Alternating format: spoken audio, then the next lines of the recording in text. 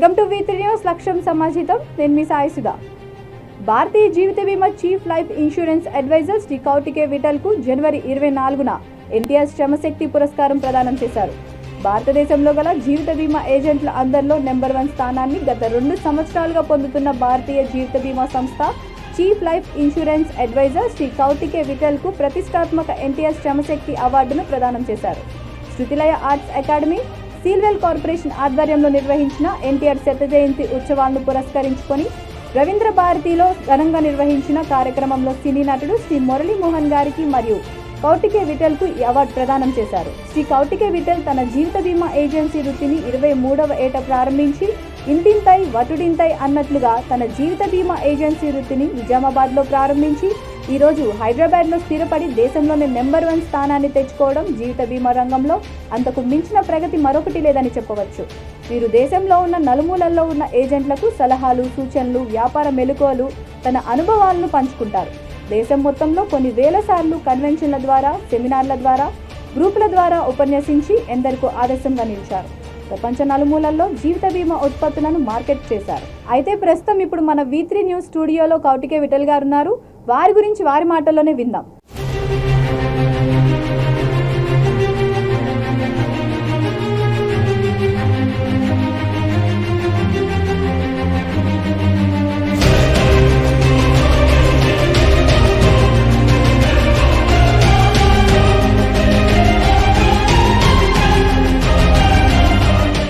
Welcome to V3 news sir. నమస్కారం sir. మా స్టూడియోకి మీరు రావడం మాకు చాలా సంతోషంగా ఉంది. ఎందుకంటే ఇంత గొప్ప వ్యక్తిని మేము ఇంటర్వ్యూ చేస్తున్నందుకు మాకు చాలా ఆనందంగా ఉంది.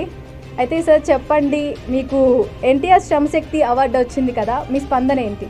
నందమూరి తారక రామారావు గురించి మన రాష్ట్రంలో ప్రతి ఒక్కరికి కూడా తెలుసు. చిన్నపిల్లల దగ్గర నుంచి ప్రతి ఒక్కరికి తెలిసిన విషయమే. వారు చాలా గొప్ప వ్యక్తి. వారు మన రాష్ట్రానికి ముఖ్యమంత్రిగా ఎన్నో రకాల సేవలు అందించారు. మరి వారు జన్మించి 100 సంవత్సరాలు పూర్తవుతున్న సందర్భంలో నందమూరి తారక రామారావు శత జయంతి ఉత్సవాలను జరుపుకుంటున్నాము. ఈ శత జయంతి ఉత్సవాలను శృతిలయ ఆర్ట్స్ అకాడమీ వారు, సీల్వెల్ కార్పొరేషన్ వారు సంయుక్తంగా నిర్వహిస్తున్న ఉత్సవాలలో భాగంగా మరి ఎన్టీ రామారావు గారి శ్రమశక్తి అవార్డు ఇవ్వడానికి నన్ను ఎంచుకున్నందుకు చాలా గర్వంగా ఉంది. మరి శ్రమశక్తి పేరు మీద ఇచ్చే ఒకే అవార్డును మరి ఎంతోమంది ఈరోజు మన భారతదేశంలో అనుకోండి, లేకుంటే ఆంధ్రప్రదేశ్లో అనుకోండి, తెలంగాణలో అనుకోండి, ఎంతోమంది ఉన్నతంగా ఉన్న చోట మరి నా శక్తిని, నా యొక్క శ్రమను గుర్తించి ఇవాళ శృతిలయ అకాడమీ వారు కానీ, లేక సీల్వెల్ కార్పొరేషన్ వారు కానీ నన్ను గుర్తించి ఇవ్వడం అనేది చాలా గొప్ప విషయము. దానికి నేను ఒక బాధ్యతగా తీసుకొని భవిష్యత్తులో ఇంకాను ఎన్నో అవార్డులు పొందడానికి ఇదొక తొలిమెట్టుగా నేను భావిస్తూ మరి నాకు ఎంతో సంతోషంగా ఉందని చెప్పేసి తెలుపుకుంటున్నాను. సార్, అలానే LICలో మీరు ఎక్కడి నుంచి జర్నీ స్టార్ట్ చేశారు? అంటే ఏజెంట్ దగ్గర నుంచి మీరు ఇంత ఎత్తుకి ఎదగడానికి గల కారణం ఏంటి? నేను 23వ ఏట భారతీయ జీవిత బీమా సంస్థలో ఏజెంట్గా నేను లైసెన్స్ తీసుకోవడం జరిగింది. నేను ఆ రోజులో నిజామాబాద్లో ఉండేవాడిని. నిజామాబాద్లో ఉంటూ వ్యాపారాభివృద్ధి కొరకు 1997-98లో నేను హైదరాబాద్లో స్థిరపడాలన్న ఉద్దేశంతో ఇక్కడికి వచ్చేసి ఇక్కడ వ్యాపారాన్ని డెవలప్ చేసుకుంటామని చెప్పేసి ప్రయత్నం చేస్తూ దాదాపు 25 సంవత్సరాలుగా ఇక్కడ హైదరాబాద్లో ప్రయత్నం చేస్తూ జీవిత బీమా సేవలు అందిస్తూ పోతున్నాను. మరి ఎన్నో రకాల ప్రయత్నాలు చేసిన తర్వాత ఇక్కడ నాకు స్థానం దొరికింది. తొలుత స్టార్టింగ్ డేస్లో 97 నుండి ఒక 10 సంవత్సరాలు ఎన్నో రకాల శ్రమ చేయాల్సి వచ్చింది. ఆ రోజుల్లో నేను నిజామాబాద్ నుండి హైదరాబాద్కి వచ్చినప్పుడు కేవలం 10 మంది కూడా నాకు పరిచయం లేరు. అటువంటి చోట ఇవాళ ఒక ఇన్విటేషన్ కనుక నేను ఇస్తే నాకు ఒక 10,000 మంది వచ్చే పద్ధతిగా నాకు పరిచయాలు ఉన్నవి. నాకున్న హ్యాబిట్స్లో ప్రతిరోజు కూడాను ఒక కొత్త వ్యక్తిని పరిచయం చేసుకోవాలన్న కుతూహలం ఉంటుంది. ఇవాళ కూడా ఇక్కడికి స్టూడియోకి వచ్చే ముందు నేను ఒక కొత్త వ్యాపారవేత్తను పరిచయం చేసుకుంటూ ఇక్కడికి రావడం జరిగింది. ప్రతిరోజు ఇది ఒక హ్యాబిట్గా నేను మలుచుకొని నా జీవితంలో చేసుకోవడం వల్ల ఇవాళ వాళ్ళందరి దగ్గర ఎన్నో రకాల మన్ననలు, నమ్మకాన్ని పొంది మరి జీవిత బీమా వ్యాపారం చేయాలంటే మొట్టమొదటి నమ్మకం కావాలి. మన దగ్గర జీవిత బీమా పాలసీలు ఎదుటివారు తీసుకోవాలనుకుంటే మనకేంటి అని ఆలోచించే ఈ రోజుల్లో మరి నా మీద ఉన్న నమ్మకము, నా పాలసీదారులు నాకు ఇచ్చే గౌరవము, నేను వారికి ఇచ్చే గౌరవం రీత్యా ఇవాళ ఎంతోమంది పాలసీదారులకు నేను సేవలు అందిస్తూ ఎంతో పెద్ద సైజులో నేను వ్యాపారం చేసుకుంటూ పోతూ నా టికెట్ సైజ్ అనేది చాలా పెద్దగా ఉంటుంది. మరి ఇవాళ నాకు 60 సంవత్సరాల వయసు వస్తున్నది. ఈ వయసులో కూడా ఒక యువకుడిలాగా నేను పని చేసుకుంటూ పోవడానికి కారణం ఏంటంటే నా పాలసీదారులు ఇచ్చే ఉత్సాహం అని చెప్పేసి నేను గంటాపదంగా చెప్పచ్చు. వారిచ్చే ప్రోత్సాహంతోనే నేను ఈరోజు భారతదేశంలోనే నెంబర్ 1 గత 2 సంవత్సరాల నుంచి వస్తున్నాను. అది నాకు ఎంతో సంతోషంగా ఉందండి. పాలసీదారుల సేవలు చాలా ముఖ్యంగా భావించే వ్యక్తిని నేను. మరి పాలసీదారులు ఇస్తున్న ప్రోత్సాహం ఈ రోజు మరవలేను. సార్ అలానే ఎల్ఐసి అంటే ఇంత పెద్ద సంస్థ, అది అందరికీ తెలుసు. సో అందులో ఇంతమంది ఉంటారు, అంటే ఏజెంట్స్ చాలామంది ఉంటారు. అందులో మీకే ఇంత పెద్ద అవార్డు దక్కడానికి గల కారణం ఏంటి? చాలా చక్కటి ప్రశ్న అడిగారు. మరి ఎంతోమంది అని అంటే లక్షలలో ఉన్నారు. భారతీయ జీవిత బీమా సంస్థలో దాదాపు 12 లక్షల మంది ఈరోజు సేవలు అందిస్తున్నారు. అలాగే ప్రైవేట్ ఇన్సూరెన్స్ కంపెనీలో 15 లక్షల మంది సేవలు అందిస్తున్నారు. మరి సేవలు అందించడం ముఖ్యం కాదు. ఇంటర్మీడియట్ చదివిన ఏ వ్యక్తి అయినా సరే, 10th క్లాస్ చదివిన ఏ వ్యక్తి అయినా సరే జీవిత బీమా లైసెన్స్ తీసుకొని పనిచేయవచ్చు. కానీ ఒక ఛాలెంజ్గా తీసుకొని పనిచేయడం అనేది వేరు. నేను ఒక జీవితంలో ఏదైనా సాధించాలనే తపనతో ఈ లైసెన్స్ తీసుకున్న తర్వాత గత 37 సంవత్సరాలుగా ఎనలేని శ్రమ చేస్తూ జీవితంలో ఏదైనా ఎంచుకున్న వృత్తిలో సాధించాలనే తపన మన గుండె లోపల నుంచి ఉండాలనే కోరిక నాకు బలంగా ఉండడం వల్ల ఏ ఒక్క రోజు కూడాను, ఏ ఒక్క గంట కూడాను, ఏ ఒక్క నిమిషం కూడాను వృధా చేయకుండా నేను ప్రతిరోజు కూడాను ఈ వృత్తిలో ఎన్నో రకాల నైపుణ్యతలను, విక్రయ నైపుణ్యానికి సంబంధించిన ఎన్నో రకాల ట్రైనింగ్లను పొందుతూ మరి ప్రతిరోజు కూడాను ఒక యజ్ఞంలాగా భావించుకుంటూ పోవడం వల్ల నాకు ఇవాళ ఈ సబ్జెక్ట్ పైన ఒక కమాండ్ అనేది నాకు కలిగింది. ఒక వ్యాపారవేత్తగా మరి ఈ జీవిత బీమా ఏజెంట్గా నాకంటూ తెలియని విషయం అంటూ ఏది లేని స్టేజ్లో నేను ఎదిగిపోయాను. దానివల్ల ఏమైపోయిందంటే నేను ఎక్కడికి వెళ్ళినా కానీ నాకు సరైన రెస్పాన్స్ దొరకడం వల్ల ఇవాళ ఇతర ఏజెంట్స్ ఎంతోమంది ఉన్నా కానీ, వేల మంది, లక్షల మంది ఉన్నా కానీ వారు ఈ వృత్తిని సీరియస్గా తీసుకోకపోవడము, నేను చాలా సీరియస్గా తీసుకొని ప్రతిరోజు 18 గంటలు నేను మినిమం పనిచేస్తూ పోతున్నాను. ఆ 18 గంటలు పనిచేసే రీతిలో నాకు రిజల్ట్స్ అన్నిటి కనపడుతున్నాయి. కానీ మీరు రిజల్ట్స్ చూస్తున్న తప్ప దాని వెనకాల ఎంతో శ్రమ ఉంటుంది. ఆ శ్రమను కనుక ప్రతి ఒక్క ఏజెంట్ ఒక స్వీట్గా, ఒక తీపిగా కనుక తీసుకొని తను ఎంచుకున్న వృత్తిలో రాణించాలనే వారికి కనుక కోరిక ఉంటే ప్రతి ఏజెంట్ కూడా ఈ వృత్తిలో సక్సెస్ కాగలుగుతాడు. ఇది చాలా గొప్ప వృత్తి. సేవతో కూడుకోవడమే కాకుండా డబ్బులు వస్తున్నవి, మనకు పేరు ప్రఖ్యాతులు కూడా దీంట్లో వస్తున్నాయి. కాబట్టి చాలామంది కూడా దీన్ని సీరియస్గా తీసుకొని నేను సీరియస్గా తీసుకోవడం వల్ల నేను సక్సెస్ అయ్యాను. దానివల్ల ఇవాళ మెట్టు ఎదుగుతూ ఇవాళ నేను ఇండియాలో నెంబర్ 1 రాగలిగాను.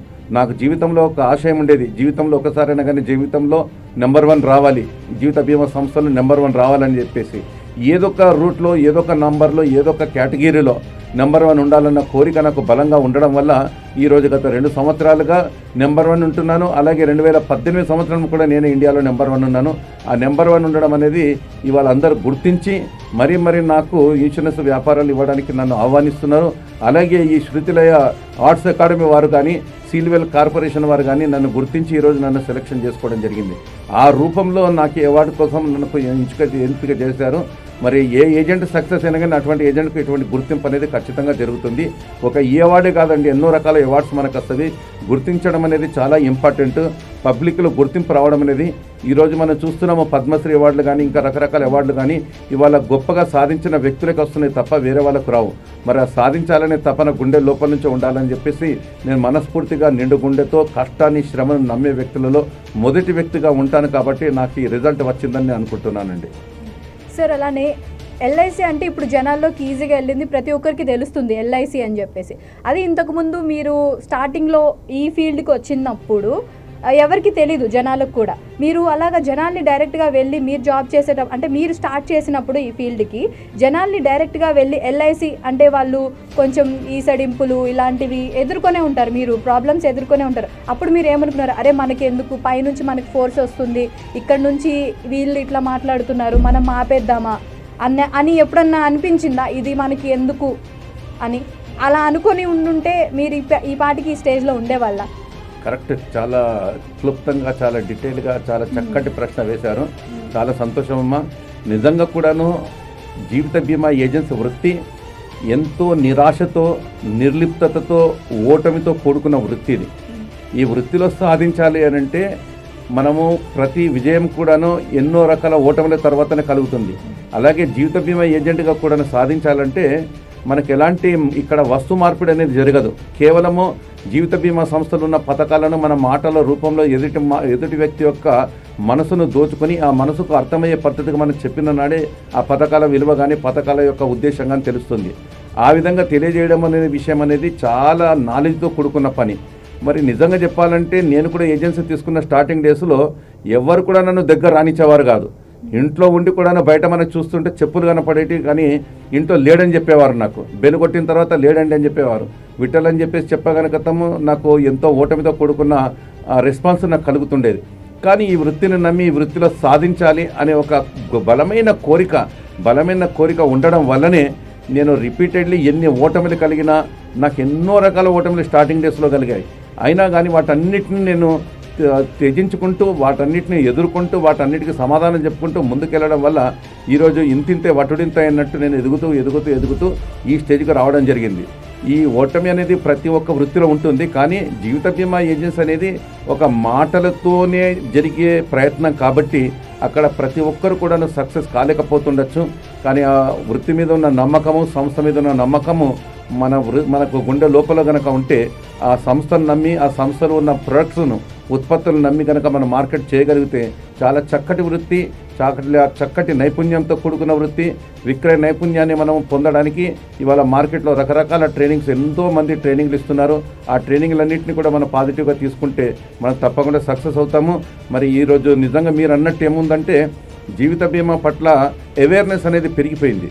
అవేర్నెస్ పెరిగిపోయిన తర్వాత ఏజెంట్ సెలక్షన్ అనేది చాలా ఇంపార్టెంట్. ఎంతోమంది మార్కెట్లో ఏజెంట్లు ఉంటారు.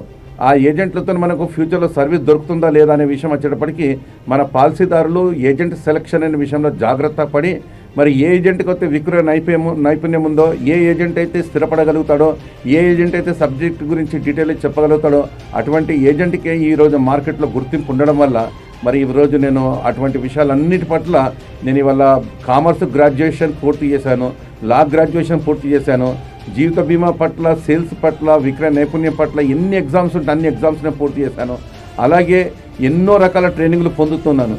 మరి ఈరోజు భారతదేశంలో నెంబర్ 1 ఉన్నా గాను నిన్న ఈ జనవరి 19, 20 2 రోజులలో భారతదేశంలో హయ్యెస్ట్ మేనేజ్మెంట్ డెవలప్మెంట్ సెంటర్ అని జీవిత బీమా సంస్థకు సంబంధించి బాంబేలో ఉన్న ఒక ట్రైనింగ్ సెంటర్లో ట్రైనింగ్ తీసుకుని వచ్చాను. అందరు అడుగుతున్నారు నాకు, ఇంత భారతదేశంలో నెంబర్ 1 వచ్చిన ట్రైనింగ్ అవసరమా అని అంటే నేను చెప్పాను, ట్రైనింగ్ అనేది ప్రతిరోజు అవసరము. మరి ఈరోజు నేను చాలా గర్వంగా చెప్తాను, ప్రతిరోజు కూడా నేను ఒక 2 గంటలు ట్రైనింగ్ తీసుకోకుండా నేను నిద్రపోను. ప్రతి రాత్రి అయినా సరే, ప్రొద్దునైనా సరే, కనీసం కాలకృత్యాలు తీసుకునేటప్పుడైనా సరే, ఎప్పుడైనా సరే నేను ట్రైనింగ్ అనేది ఖచ్చితంగా తీసుకుంటాను. ఈ రోజులో మనకు యూట్యూబ్ అనేది చాలా అనువైన సాధనము. యూట్యూబ్లో కొన్ని వందల గంటల ట్రైనింగ్ మనకు ఎప్పుడంటప్పుడు మనకు దొరుకుతుంది. ఆ ట్రైనింగ్ పొందుతూ అప్డేట్ నాలెడ్జ్ కనుక పొందగలిగిన రోజు ఈరోజు నాకు ఓటమి అనేది లేకుండా పోయి, మరి ఈరోజు వేరే ఏజెంట్లు ఓటమి అని చెప్పేసి ఈ వృత్తి నుంచి తప్పుకుంటున్నారు. నేను తప్పుకోకుండా ఈ వృత్తిలో ఎన్నో రకాల విజయాలను సాధిస్తూ వస్తున్నాను. ఆ మామూలు విజయాలు కాదు, ఎవరు ఊహించని విజయాలను సాధిస్తూ వస్తున్నాను. కనీసం నాకు దగ్గరలో కూడా ఇతర ఏజెంట్లు ఉండలేకపోతున్నారంటే వారికి వృత్తి పట్ల గౌరవాన్ని పెంచుకునే ఒక అవకాశాన్ని మనము కల్పిస్తే వారు కూడా వృత్తి పట్ల గౌరవం పెంచుకొని వారు కూడా నాలాగే పైకి రావచ్చని చెప్పేసి నేను అనుకుంటున్నానండి. సార్, అలానే $1 మిలియన్ రౌండ్ టేబుల్ అంటే ఏంటి సార్? అంటే ఇది జనాలకి తెలీదు. యాక్చువల్లీ మాకు కూడా కొంచెం ఉంది. అందుకని ఒకసారి మిమ్మల్ని అడిగి క్లుప్తంగా తెలుసుకుందామని చెప్పేసి అడుగుతున్నాము.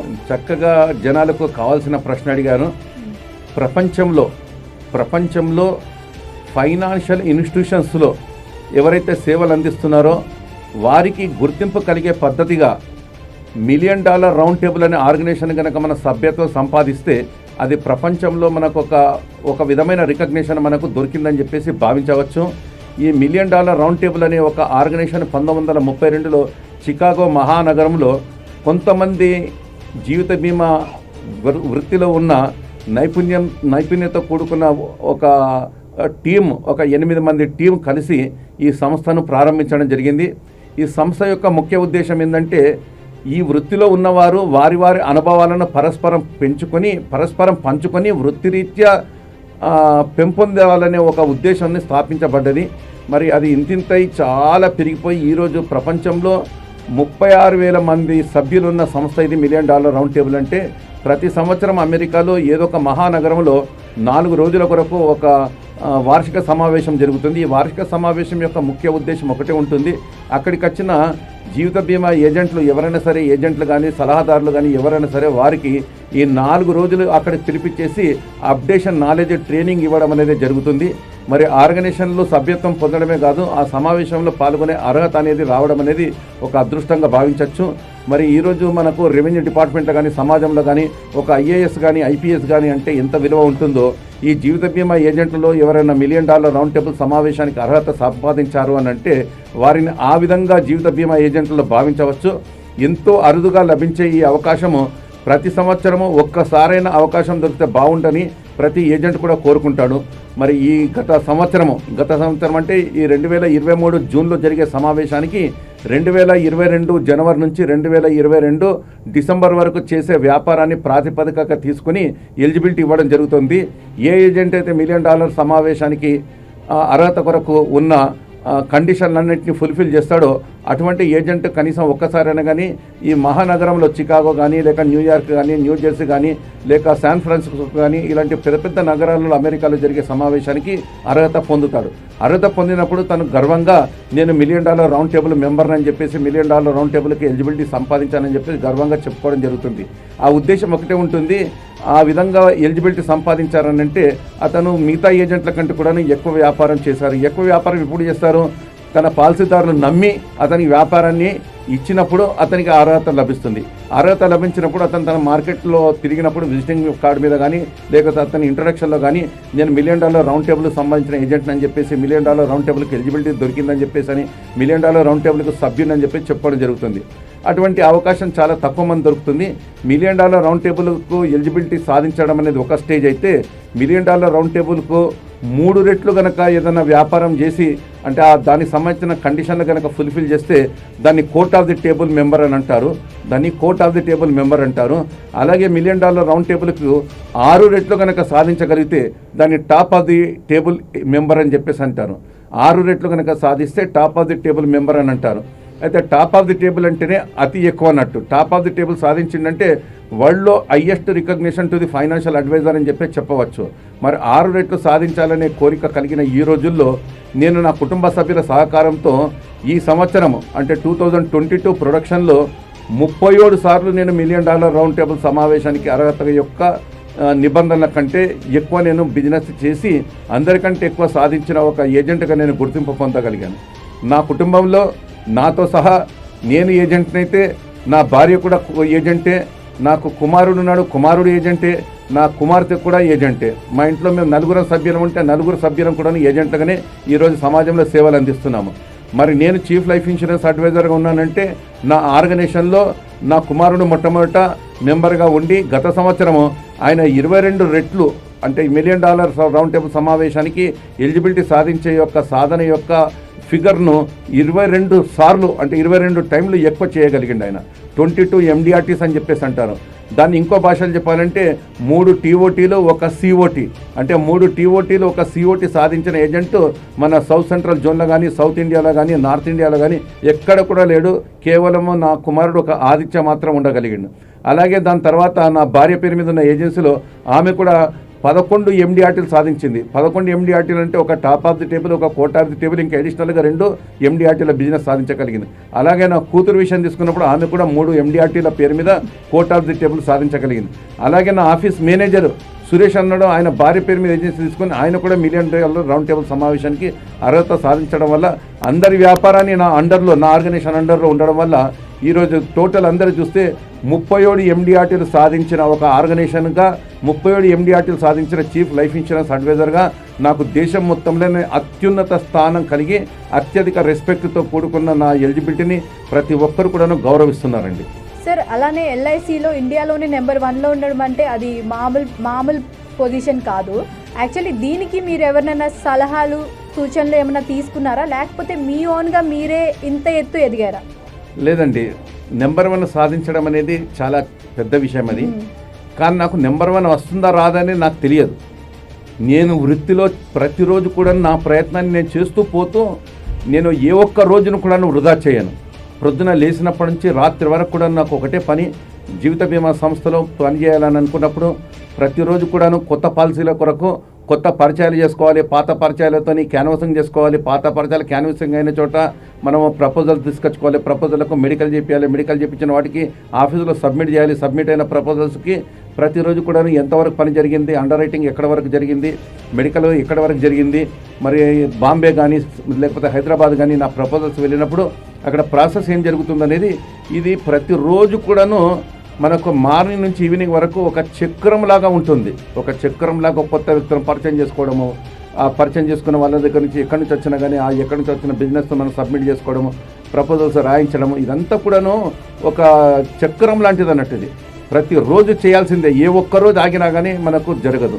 ఆ విధంగా చేసుకుంటూ పోతున్నప్పుడు ఏమైపోయిందంటే నాకు ఒక అలవాటు అయిపోయింది. ఈ పని అంతా కూడా నాకు అలవాటు అయిపోయింది. నేను ఎక్కడ మాట్లాడినా, ఎక్కడైనా కూర్చున్నా, ఎక్కడైనా నిలబడ్డా, నాతో మాట్లాడే వాళ్ళందరూ కూడా నేను ఆల్ ఇండియాలో నెంబర్ 1 పెద్ద ఏజెంట్ అనగానే ఇమీడియట్గా నాతోని లైఫ్ ఇన్సూరెన్స్ గురించి మాట్లాడడం, నేను అవకాశాన్ని చూపించినప్పుడు ఇమీడియట్గా వాళ్ళకు కోరిక కలగడం, ఆ కోరిక కలిగి ఇమీడియట్గా వాళ్ళు కూడా నా అవకాశాలు నాకు ఇవ్వడం, నేను పోయి వారితో మాట్లాడడం, వారు ఇమీడియట్గా నాకు ఇన్సూరెన్స్ ఇవ్వడానికి సందర్భాన్ని క్రియేట్ చేసుకోవడం, ఇలాంటివన్నీ జరిగినప్పుడు ఏమైపోయిందంటే నాకు తెలియకుండా నా వెనకాలనే ఒక పెద్ద మొత్తంలో బిజినెస్ రావడం. ఆ బిజినెస్తో ఇవాళ నేను నెంబర్ 1 పొజిషన్ అనేది నేను కోరుకోలేదు, కానీ ఆ బిజినెస్ చేస్తూ పోయినప్పుడు చూస్తుంటే ఇవాళ నెంబర్ 1 పొజిషన్ వచ్చింది. దాన్ని నిలుపుకునే ప్రయత్నంలో నేను 2వ సంవత్సరం కూడా అతి ఎక్కువ కష్టపడడం వల్ల ఇవాళ చాలా పెద్ద లెవెల్లో పెద్ద మొత్తంలో ఇన్సూరెన్స్ బిజినెస్ చేయడం వల్ల ఇవాళ నాకు ఆ నెంబర్ 1 స్థానం అనేది కలిగింది.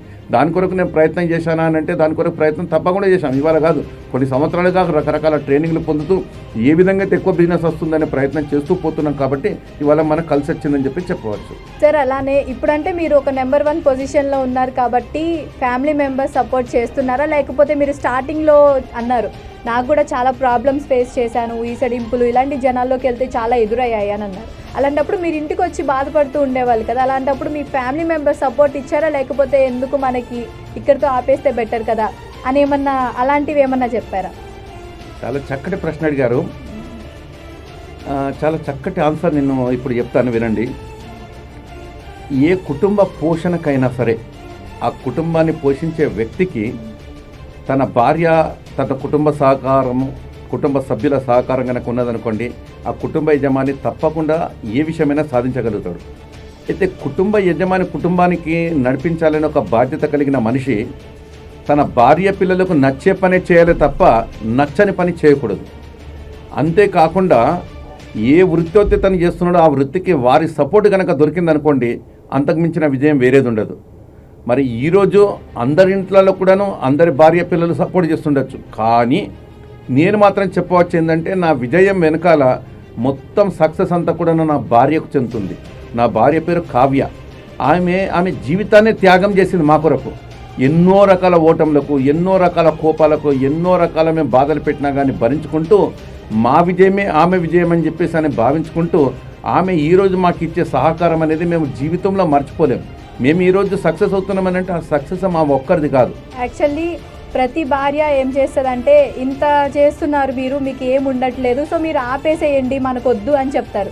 కానీ మీరు ఇక్కడ డిఫరెంట్గా అంటే ఎలా అంటే ఇంకా ప్రోత్సహించారు నన్ను అని చెప్పాలనుకుంటున్నారు. అంటే ఆ మేడం అలానే చెప్పారు. నా భార్య విషయం వచ్చేటప్పటికి నేను ఏ రోజు ఎక్కడ ఎవరితోని ఏ క్షణము నేను గడుపుతున్నా అనేది ప్రతి క్షణం కూడాను నా వెనకాల ఉండి ఆమె ఫాలో చేపిస్తూ పోయింది. ఆ ఫాలో చేపిస్తూ పోవడం వల్ల, ఫర్ ఎగ్జాంపుల్, నేను బయటకు వెళ్ళి ఒక వ్యక్తితో నేను మాట్లాడుతుంటే ఎవరితో మాట్లాడుతున్నావు, ఎందుకు మాట్లాడుతున్నావు, ఆయన వల్ల నీకు ఉపయోగం ఏంటి అనే ఈ పద్ధతిగా నన్ను మోల్డ్ చేసుకుంటూ పోయింది. దానివల్ల ఏమైపోయిందంటే ఈ వృత్తి అనేది వాస్తవానికి ఎంతో నిర్లిప్తత కూడుకున్న వృత్తి అని చెప్పాను మీకు. అటువంటి నిర్లిప్తత అనేది జరిగినప్పుడు నా భార్య ఇచ్చే ధైర్యమే చాలా గొప్ప ధైర్యం అని చెప్పేసి నేను ప్రతి విషయం కూడా ఆమెతో షేర్ చేసుకునేవాడిని. ఆ షేర్ చేసుకోవడం వల్ల ఇవాళ ఆమె కూడా సబ్జెక్టు పూర్తిగా అర్థమైపోయి అవగాహన కలిగి ఈ ఓటమి అనేది మామూలుగా మనకు ఎంత పెద్ద ఓటమి కలిగినా, ఎంత నిరుత్సాహపడ్డా కానీ నేను వచ్చి ఆమెతో చెప్పుకుంటే 90% నా బరువు తగ్గిపోయేది. ఆమె సరైన సమాధానం తయారు చేసేసి నాకు సరైన సమాధానం చెప్పేది. ఆ రోజు ప్రశాంతంగా నిద్రపోయే వాళ్ళం. నెక్స్ట్ డే మళ్ళీ నన్ను ప్రిపేర్ చేసి మళ్ళీ పంపించేది. ఆమె కష్టపడే విధానం కనుక తీసుకుంటే మేము బయటకు వెళ్ళి మా పాలసీదారులను కలుస్తున్నాము, ఆఫీసులో మేనేజ్ చేస్తున్నాము, లేకపోతే ఆఫీసులో స్టాఫ్తో కలుస్తాము, పాలసీదారుల కొరకు మేము తిరుగుతాం. కానీ ఆమె నా ఇంటి విషయం వచ్చేటప్పటికి మార్నింగ్ లేచినప్పటి నుంచి రాత్రి వరకు నా ఇల్లుని మెయింటైన్ చేసే విషయంలో ఎంతోమందిని మేనేజ్ చేయాల్సి వస్తుంది. అంతమందిని మేనేజ్ చేస్తున్న దేని కొరకంటే కేవలం నా యొక్క విజయం కోసం. నా విజయం కాదది. నా భార్య, అలాగే నా కూతురు, అలాగే నా కొడుకు, వాళ్ళందరి సహకారం నాకు లేకపోతే నేను ఇవాళ సక్సెస్ అయ్యేటోని కాను. మరి ఇవాళ మనకు ఎగ్జాంపుల్ చెప్తాను. నేను ఇంట్లో నుంచి ప్రొద్దున 7:30-8 గంటలకి నా వ్యాపార రీత్యా నేను పోయేవాడిని. అప్పటికి ఒక్కొక్కసారి నా పిల్లలకు నా ముఖం కూడా చూపించేవాడిని కాదు. రాత్రికి నేను వచ్చే వరకు నా పిల్లలు పండుకునేవారు. కొన్ని సంవత్సరాల తరబడి ఎట్లా జరిగిందంటే నా భార్య పిల్ల నిజామాబాద్లో ఉంటే నేను హైదరాబాద్ ఇచ్చిన బిజినెస్ డెవలప్ చేసుకోవాలని ఇక్కడికి వచ్చి ప్రయత్నం చేసుకున్నాను. 97-98లో నేను ఒక్కొని వచ్చాను. 2003 వరకు నా పిల్లల్ని పోషించుకుంటా నా భార్య ఒక్కతే నిజామాబాద్లో ఉండి మెయింటైన్ చేసిన విషయం కనుక తలుచుకుంటే ఎంతో దుఃఖము, బాధ ఇవన్నీ కలుగుతాయి. కానీ ఆమె ఇచ్చిన ప్రోత్సాహం వల్ల నేను హైదరాబాద్కి రావడము, రకరకాల ప్రయత్నాలు చేయడము, వివిధ సంఘాలలో సభ్యత్వాన్ని పొందడము, ఎందరో వ్యక్తులతో పరిచయాలు పెంచుకోవడము, ఆ పరిచయాలు పెంచిన తర్వాత మరి నా భార్యతో నేను దూరం ఉండడం అనేది జరుగుతున్నదని ఒక 5 ఏళ్ళు ఆ విధంగా నేను హైదరాబాద్లో ఉండాల్సి వచ్చింది. 5 ఏళ్ల తర్వాత నా భార్యతో మళ్ళీ ఇక్కడ 2003 నుంచి మళ్ళీ కలిసిమెలిసి ఉండాల్సిన అవసరం పడ్డది. మరి నేను లేనప్పుడు నా పిల్లల్ని పోషించడం, వాళ్ళకి చదివించడము, వాళ్ళకు హాస్పిటల్ ప్రాబ్లమ్స్ కానీ ఎన్నో విషయాలలో ఇబ్బంది కలిగేది. మా అమ్మ నాన్నకు ఎన్నో రకాల సేవలు కల్పించాల్సిన అవసరం వచ్చినప్పుడు కూడా నా భార్య ముందరుండి ఆ రోజు సేవలు అందించింది. కాబట్టి నేను 5 సంవత్సరాలు హైదరాబాద్లో గడపగలిగాను ప్రశాంతంగా. దాని తర్వాత ఇక్కడికి వచ్చి కూడాను నా విజయం వెనకాల నాతో తోడ్పాటుగా నాకు సపోర్టుగా ఉండడం వల్లనే ఈరోజు నా భార్య సపోర్టు, అలాగే భార్య ఉన్నదంటే ఆటోమేటిక్గా మా ఇంట్లో ఏమైపోయిందంటే నా పాప ఉంటే పాప కూడా అలవాటు పడిపోయింది, అలాగే బాబు కూడా అలవాటు పడిపోయింది.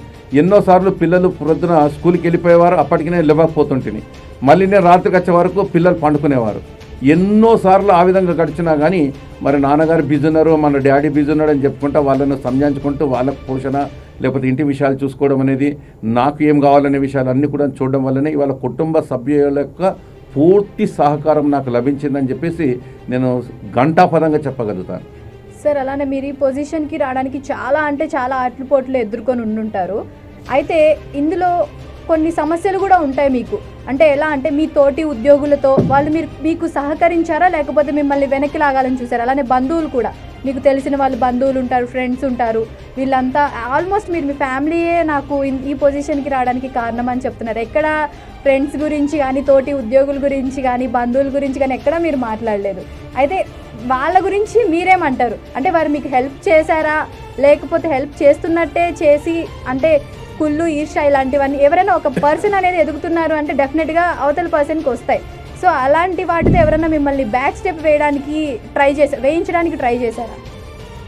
ఈ వృత్తిలో నేను సాధించానంటే ఎన్నో నియమాలను, నిబంధనలను, పద్ధతులను, అందులోనూ ఎలాంటి మోసాలు జరిగినా, ఎలాంటి అబద్ధాలు ఎవరైనా మాట్లాడినా సహించే వ్యక్తిగా నేను ముందుకుండేవాడిని కాదు. ఎన్నో రకాల ఓటములు జరిగాయి. ఆ ప్రతి ఓటమి వెనకాల మళ్ళీ విజయాన్ని చూస్తూ ముందుకొచ్చాను. అయితే నేను వృత్తిలో సాధించాలని చెప్పేసి నేను అనుకున్నప్పుడు మొట్టమొదట నా ఫ్రెండ్స్ కానీ, నా బంధువులు కానీ సపోర్ట్ చేస్తారనుకున్నాను.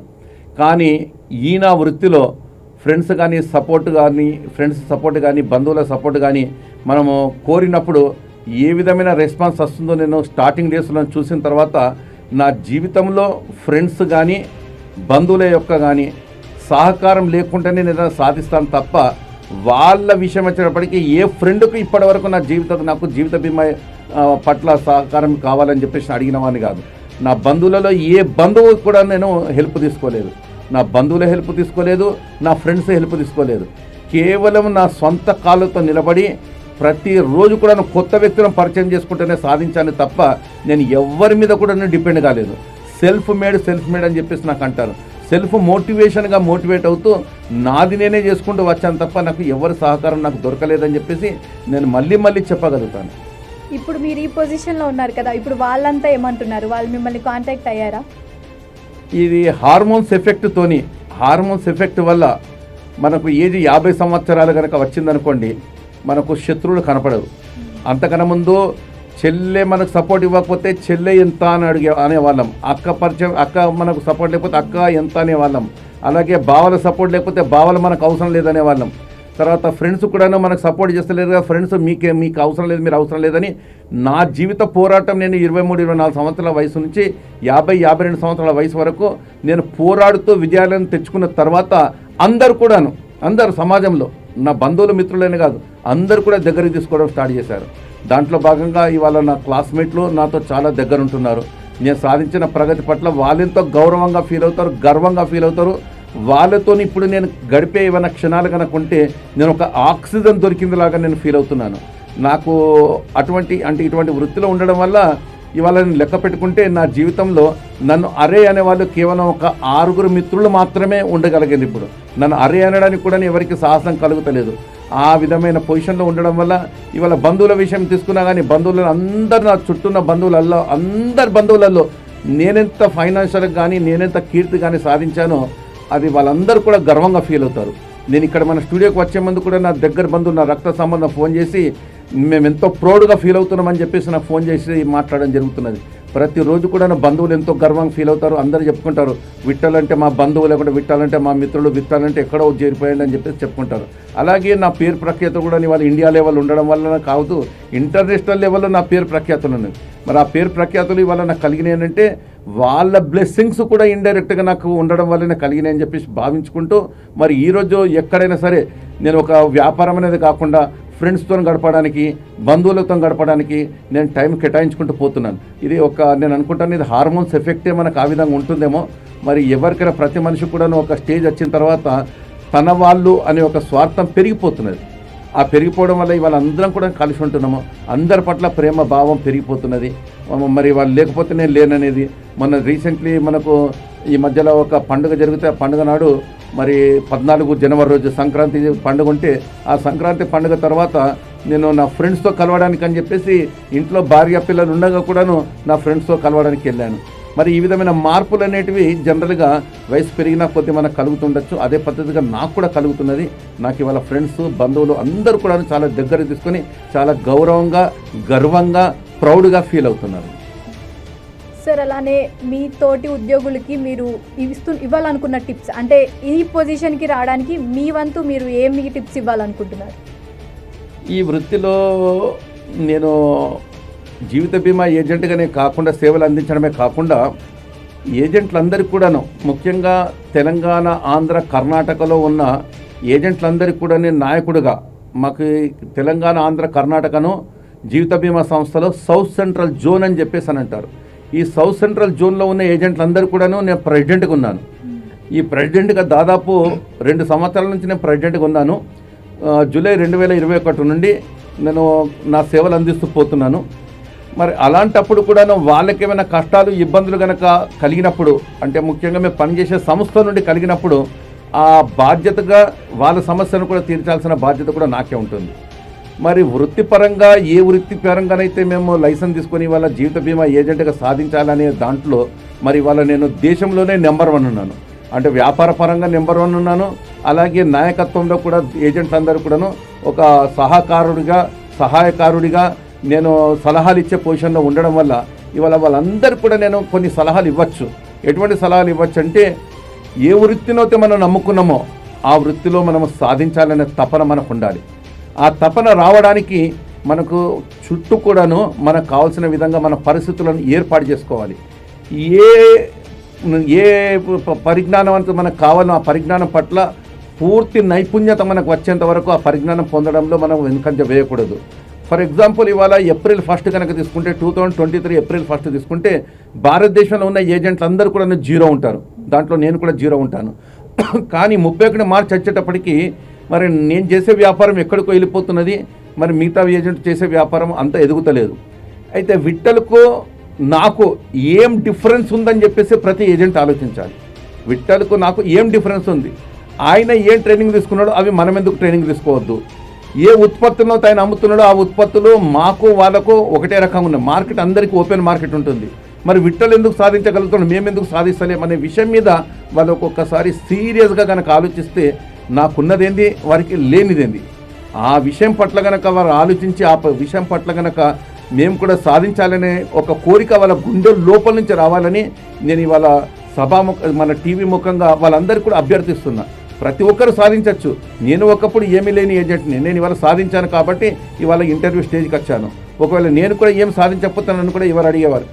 కానీ మన దగ్గర వేలు లక్షల మంది ఏజెంట్లు ఈ వృత్తిని నమ్ముకొని కుటుంబాన్ని పోషిస్తాను, సమాజంలో ఒక పేరు తెచ్చుకుంటానని నమ్మి వచ్చిన వారికి మాత్రము నన్ను ఆదర్శంగా తీసుకుంటే కనుక నేను ఏం సాధించాను, ఎలా సాధించాను, ఏం చేస్తున్నాను, ఎలా చేస్తున్నాను అది మనం ఎందుకు చేయకూడదని లోపల నుంచి మనకు రావాలి.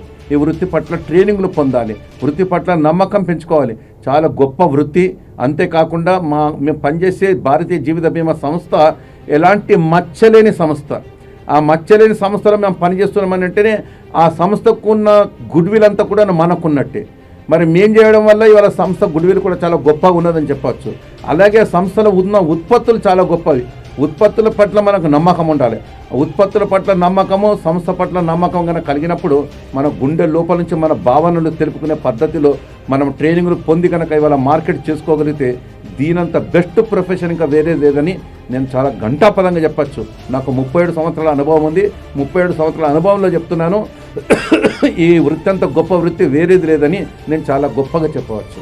సార్, అలానే ప్రెసెంట్ యూత్ అంతా ఎలా ఉన్నారంటే, అరే బాబు ఎల్ఐసి మనకి ఎందుకు, మనం ఇంకా లైఫ్ ఉండదు మనకి, అవసరమా మనకి ఎల్ఐసికి వెళ్ళి జనాలతో తిట్లు పడడం, అదంతా అవసరమా, waste of the time, so మనం వేరే దానికి ట్రై చేద్దాం అంటే కొంతమంది గత్యంతరం లేక ఓకే మనం దీనిలోకి వెళ్దాము, పర్లేదు మనకి పార్ట్ టైం అయినా చేసుకుందామని వస్తున్నారు కొంతమంది.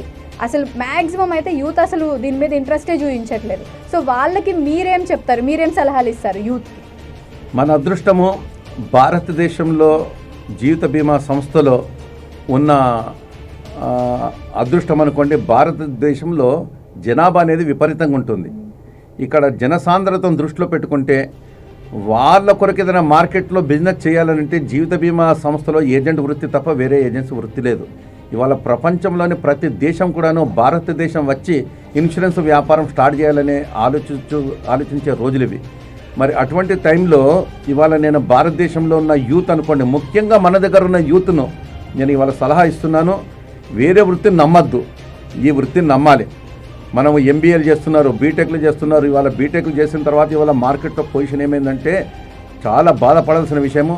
సాఫ్ట్వేర్ను నమ్మి ఇవాళ పోయిన వాళ్ళందరూ కూడా సాఫ్ట్వేర్ కంపెనీల కంచి ఇవాళ వేల కొద్ది ఎంప్లాయీస్ని తీసేస్తున్నారు. ఎంతో నమ్మకంతో యూత్ అనే వాళ్ళ ఇంట్రెస్ట్ చూపించట్లేదు సార్. అంటే ఎల్ఐసి అంటే కూడా మాక్సిమం చాలా మంది ఓకే ఎల్ఐసి దట్స్ ఆల్ అంతే. ఇవాళ యూత్కి ఏమైపోయిందంటే ఇమ్మీడియట్ రిజల్ట్ అనేది కావాలి. ఆ ఇమ్మీడియట్ రిజల్ట్ అనే పద్ధతిలో ఇవాళ సాఫ్ట్వేర్ రంగంలో ఏం చేశారంటే ఒక్కసారి ఉద్యోగం వచ్చిందంటే చాలా ఇమ్మీడియట్గా వారికి నెలకు 50,000, 60,000, లేకపోతే సంవత్సరానికి 6 లక్షలు, 8 లక్షలు, 9 లక్షలు, 12 లక్షలు, 18 లక్షలు ఇట్లా జంపింగ్ పేరు మీద వాళ్ళకి విపరీతమైన సంపాదన చూపడం వల్ల ప్రతి ఒక్కరు కూడాను సాఫ్ట్వేర్ రంగం వైపే మొగ్గు చూపుతూ కానీ అది కరెక్ట్ కాదు. వారిని పెంచి పోషించిన తండ్రి కూడా జీవితాంతం కష్టపడితే రిటైర్ అయినాడు, ఎంతైతే జీతం సంపాదిస్తున్నాడు దానికంటే ఎన్నో రెట్లు ఈ పిల్లవాడికి స్టార్టింగ్లోనే దొరుకుతున్నది. ఇది కరెక్ట్ కాదని చెప్పేసి అందరికీ తెలుసు. అంటే ఏ వ్యక్తి అయినా కానీ ఇమ్మీడియట్గా అభివృద్ధి కావాలి, ఫైనాన్షియల్ ఎదగాలనే కోరిక కనుక ఉంటే ఎట్టి పరిస్థితుల్లో సక్సెస్ కాము. ఓపిక అనేది చాలా అవసరం. ముఖ్యంగా జీవిత బీమా ఏజెన్సీ వృత్తిని కనుక ఎంచుకుంటే ఈ వృత్తిలో చాలా ఓపిక అవసరం ఉంటుంది. నేను 2027లో ఎవరైతే పాలసీలు చేయాలనో ఆ పాలసీలు చేసే వాళ్ళ లిస్టు ఇవాళ నా దగ్గర ఉంది. 2027లో ఎవరికి చేయాలి, 2026లో, 2025లో ఇలా ఇవాళనే కావాలి, రిజల్ట్ కావాలంటే జీవిత బీమా ఏజెంట్గా సక్సెస్ కాము. నేను ఇవాళ ఎవరైతే ఇన్సూరెన్స్ చేస్తున్నానో వీళ్ళ రిలేషన్ 4 ఏళ్ళు 5 ఏళ్ళ నుంచి నేను చేసుకోవడం వల్ల ఇవాళ నేను సక్సెస్ అవుతున్నాను. మరి యూత్ అంతటి కూడా నేను చెప్తాను, వేరే విషయం అవసరం లేదు. ఇవాళ మనము మీ కళ్ళ ముందర నేను నా పేరు 0 to హీరోగా నా పేరు ఉంది. సైకిల్ పైన నా లైఫ్ని స్టార్ట్ చేశాను. సైకిల్ నుంచి స్టార్ట్ చేసి ఇవాళ బెంజ్ కార్లో తిరుగుతున్నాను. బంజారీస్లో గొప్ప ఇంట్లో నేను ఉంటున్నాను. నా ఇల్లు అంతా కూడా ఒక 5 స్టార్ లెవెల్లో నా ఇల్లు మెయింటైన్ చేసుకుంటాను. గొప్ప పేరు ప్రఖ్యాతులు తెచ్చుకున్నాను. మరి ఇవన్నీ కూడా మీ కళ్ళ ఎదుట కనపడే పద్ధతిగా నేను ఉన్నప్పుడు మరి ఇవాళ నేను కూడా అనుకుంటున్నాను, ఒక ఎంబీఏ పూర్తి చేసి కానీ, డిగ్రీ పూర్తి చేసి కానీ, లేకపోతే ఏదైనా వృత్తిలో సాధించాలనే తపన ఉండే వాళ్ళందరూ కూడా ఆహ్వానించేసి వాళ్ళకు ఒక ప్రత్యేకమైన ట్రైనింగ్ ఇవ్వాలని చెప్పేసి కోరిక ఉంది. వాళ్ళకు ప్రత్యేకమైన ట్రైనింగ్ ఇచ్చేసి వాళ్ళందరినీ ఒక యోగ్యులుగా తయారు చేసి మార్కెట్లో కనీసం ఒక 250-300 మంది ఏజెంట్లు, నాలాంటి ఏజెంట్లను తయారు చేయాలనే ఒక భావన, ఒక కుతూహలం, ఒక కోరిక నా లోపల నుంచి ఉంది. ఎందుకంటే నేను జీవితంలో సాధించింది 37 సంవత్సరంలో సాధించినంత కూడాను నేను వారికి ట్రైనింగ్ రూపంలో అందజేసి వాళ్ళందరినీ కూడాను ఒక నాలాగా ఒక చాకచక్యుడిగా అనుకోండి, ఒక చాకచక్యుడి కాకుండా ఒక సైనికుడిగా, సింగిల్ మెన్ ఆర్మీగా వాళ్ళందరినీ తయారు చేసి ఇవాళ జీవిత బీమా ఏజెన్సీ వృత్తిని ఒక పవిత్రమైన వృత్తిగా తీసుకెళ్లే నేను ఒక మంచి ట్రైనింగ్ ఇన్స్టిట్యూటో లేకపోతే నా చీఫ్ లైఫ్ ఇన్సూరెన్స్ అడ్వైజర్గా ఒక గొప్ప సంస్థగా తయారు చేసే ఆలోచన నాకు ఉంది. అటువంటి స్టేజ్ కలిగినప్పుడు మాత్రం ఇవాళ నా వృత్తిలో ఈ తీసేయడాలు, తర్వాత 60 సంవత్సరాలకి రిటైర్మెంట్ అనేది ఉండదు. డెత్ వరకు కూడా పని చేసుకుంటూ పోవచ్చు జీవిత బీమా ఏజెంట్గా. మీరు ఏ గవర్నమెంట్ ఉద్యోగం కనుక చేస్తే 60 ఏళ్ళకి రిటైర్మెంట్ కావాలి, 58 ఏళ్ళకి రిటైర్మెంట్ కావాలి, 61 సంవత్సరాలకి రిటైర్మెంట్ కావాలనేది ఉంటుంది. కానీ నా దగ్గర అలాంటిది ఉండదు. ఒకవేళ కనుక నా దగ్గరికి వచ్చేసి ఏదైనా చేయాలనే కోరిక కనుక కలిగి చదువుకున్న విద్యార్థులు కనుక నా దగ్గరికి వస్తే వాళ్ళ నైపుణ్యతను, వాళ్ళ యొక్క హిడెన్ టాలెంట్ను, లోపల దాగి ఉన్న విక్రయ నైపుణ్యాన్ని నేను బయటకు తీసుకొచ్చేసి వాళ్ళని కూడా నాలాగా యోగ్యులుగా చేస్తానని చెప్పేసి నేను చాలా గర్వంగా చెప్పుకోగలుగుతాను. సార్, అసలు ఇన్సూరెన్స్ ఎందుకు చేయించుకోవాలి ఒక పర్సన్ అనేది, అది కూడా మీ దగ్గర ఎందుకు చేయించుకోవాలంటారు? చాలా అందరికి అవసరం ఉండే ప్రశ్న అడిగారు, చాలా సంతోషం. ప్రతి మనిషి సంపాదిస్తున్నప్పుడు ఆ సంపాదనకు ప్రత్యామ్నాయ ఇన్కమ్ ఆర్ సబ్స్టిట్యూట్ ఇన్కమ్ అంటాం, ఆల్టర్నేట్ ఇన్కమ్ అనేది ప్రతి మనిషికి అవసరం. ఎప్పుడు అవసరం అంటే మేము చెప్పే విషయం ఏముంటుందంటే లైఫ్ ఇన్సూరెన్స్ ఏజెంట్లు కనుకోండి, లైఫ్ ఇన్సూరెన్స్ మెంబర్ కనుకోండి, death is certain, time is uncertain అని చెప్పేసి అంటాం. డెత్ ఎప్పుడు జరుగుతుంది, ఎవరికి జరుగుతుంది, ఏ రూపంలో జరుగుతుంది ఎవరికి తెలియదు. ఆ డెత్ కనుక జరిగినప్పుడు తన మీద డిపెండ్ అయిన వ్యక్తులకు ఫైనాన్షియల్ ఇండెప్టెనెన్స్ కానీ ఫైనాన్షియల్ ఇంజస్టిస్ కానీ జరగకూడదు. అంటే ఫైనాన్షియల్ ఇంజస్టిస్ అని అంటే కుటుంబ యజమాని సంపాదిస్తున్నప్పుడు తన సంపాదనలో కేవలం ఒక 20-25% మాత్రమే తను ఉపయోగించుకుంటాడు. మిగతా 75% తన కుటుంబానికి తీసుకెళ్తాడు. తనకేదైనా జరిగితే, మంచి చెడు జరిగితే ఆ 25% మాత్రమే మిగిలిపోతుంది. మిగతా కుటుంబ సభ్యులకు కావాల్సిన 75% అనేది తను ఏదో ఒక రూపంలో ఏర్పాటు చేయాల్సిన అవసరం ఉంటుంది. మరి వాళ్ళ ఒక వెహికల్ను షోరూమ్ నుంచి బయటకు కనుక మనం తీసుకొస్తుంటే, బయటకు తీసుకురాగానే ఏదైనా యాక్సిడెంట్ కనుక జరిగితే ఆ వెహికల్ యాక్సిడెంట్తో జరిగే నష్టాన్ని మనం భరించలేమన్న ఉద్దేశంతో ఆ వెహికల్కి మనం ఇన్సూరెన్స్ చేయడం జరుగుతుంది. మరి అదే పద్ధతిగా మనిషి ఇంట్లో నుంచి కడప దాటి బయటకు వెళ్ళిన తర్వాత అతనికి రిస్క్ ఎప్పుడవుతుంది, ఏ రూపంలో అవుతున్నది అనే విషయం ఆయనకు తెలియదు. ఆయన ఇంట్లో నుంచి బయటకు వెళ్ళకన్నా ముందే తన సంపాదన ఎంత సంపాదిస్తున్నామో, తన సంపాదనలో ఎంత భాగము తన స్వంతంగా ఉపయోగపడుతుంది, మిగిలిన భాగం అంతా కుటుంబ వ్యక్తులకు అవసరం. కాబట్టి కుటుంబ వ్యక్తులకు అతనికి ఏదైనా జరిగినప్పుడు ఏమవుతుంది, ఇతను డెత్ అవుతున్నాడు, కానీ ఇతని ఇన్కమ్ అనేది డెత్ కావద్దు. ఇన్కమ్ అనేది డెత్ అయినప్పుడు అతని మీద డిపెండ్ అయిన కుటుంబ సభ్యులకు అందరికీ కూడాను ఈయన అన్యాయం చేసిన వాడు అవుతాడు. ఈయన అన్యాయం చేయకుండా ఉండాలని అంటే ఏదైనా ఒక మార్గం అనేది అవసరం. ఆయనకి ఏదైనా మంచి చెడు జరిగిందంటూ ఇమీడియట్గా అక్కడ ఒక ఆల్టర్నేట్ ఇన్కమ్, ప్రత్యామ్నాయ ఇన్కమ్ అనేది అక్కడ రావాలి. ప్రత్యామ్నాయ సంపాదన కనుక లేకపోతే ఆ కుటుంబం అనేక రకాల ఇబ్బందులు పడే అవకాశం ఉంటుంది. మేము ప్రతిరోజు అదే చెప్తాము, కానీ మేము చెప్పినా కానీ వినని వాళ్ళు ఎంతోమంది ఉంటారు. ఈరోజు మనం కరోనా వచ్చిన తర్వాత చూసాము, కరోనా ఎంతోమంది తీసుకెళ్ళింది. మంచి వాళ్ళని తీసుకెళ్ళింది, చెడ్డ వాళ్ళని తీసుకెళ్ళింది, ధనవంతులు తీసుకెళ్ళింది, ప్రతి ఒక్కరు తీసుకెళ్ళింది. మేము ప్రతిరోజు అదే చెప్పేవాళ్ళం, death is certain, time is uncertain అని చెప్పేవాళ్ళం. కానీ ఎవరు కూడా వినేవారు కాదు. విన్నవాళ్ళు సంతోషంతోనే మాత్రం ఇన్సూరెన్స్ చేసుకున్నారు. కరోనా వచ్చిన తర్వాత అందరికి అర్థమైపోయి ఎంతో అవగాహన పెరిగిపోయింది. అరే మనం ఇన్సూరెన్స్ చేసుకోవాలి, రేపు మంచి చెడు ఏదైనా జరిగితే హెల్త్ ఇన్సూరెన్స్ ఉండాలి, లైఫ్ ఇన్సూరెన్స్ ఉండాలి, ఏదైనా డెత్ లాంటివి జరిగినప్పుడు మన మీద డిపెండ్ అయిన వారికి ఇంజస్టిస్ కావద్దని చెప్పేసి అని చాలా అంటే చాలా ప్రజలలో ఒక అవేర్నెస్ పెరుగుతూ పోతున్నది. మరి ఇక నా దగ్గర ఎందుకు చేసుకోవాలి అనే విషయం మీరు అడిగారు. నా దగ్గర ఎందుకు చేసుకోవాలనంటే నేను ఈ వృత్తిని నమ్మి గత 37 సంవత్సరాలుగా ఒక యూనివర్సిటీ లాగా లేక ఒక పెద్ద ఒక పరిశ్రమ లాగా నేను తయారు చేసుకొని, నేనే కాకుండా నా కుటుంబంలో నా భార్య, నా కొడుకు, నా కూతురు, నా అసిస్టెంట్ అందరు కూడా ఎల్ఐసి ఏజెంట్లే. ఇవాళ అందరు కూడా ఎల్ఐసి ఏజెంట్ ఉండడం వల్ల ఈ లైఫ్ ఇన్సూరెన్స్ ప్లాన్ అనేది ఒక దీర్ఘకాలిక ఒడంబడిక, దీర్ఘకాలిక కాంట్రాక్ట్ అంటాం మనం. ఈ దీర్ఘకాలిక కాంట్రాక్ట్లో పాలసీ చేయడం అనేది ఒకటి ఇంపార్టెంట్ కాదు, ఏజెంట్ సెలెక్షన్ అనేది చాలా ఇంపార్టెంట్.